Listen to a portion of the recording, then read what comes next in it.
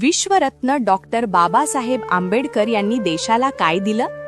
1. मतदानाचा अधिकार, 2. पालकत्वाचा अधिकार, 3. घटस्फोटांचा अधिकार, 4.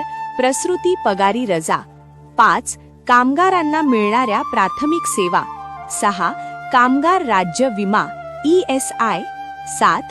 कामाचे 12 तासावरून 8 तास, 8. कामगार संघटनेची मान्यता, 9. महागाई भत्ता, 10. कायदेशीर संपाचा अधिकार, 11. आरोग्य विमा, 12. कामगार कल्याण निधी, 13. निर्वाह निधी, 14. भारतीय सांख्यिकी कायदा, 15. तांत्रिक प्रशिक्षण योजना, 16. मध्यवर्ती विद्युत तांत्रिक समिती, 17. विद्युत जोड प्रकल्प, 18.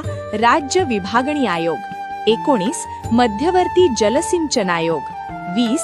अर्थव्यवस्थेची तरतूद, 21. नदी जोड प्रकल्प, 22. दामोदर खोरे प्रकल्प, 23. हिराकुंड धरण, 24.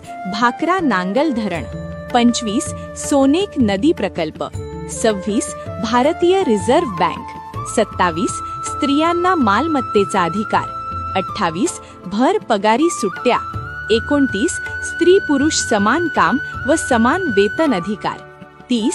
कामगार संरक्षण कायदा, 31.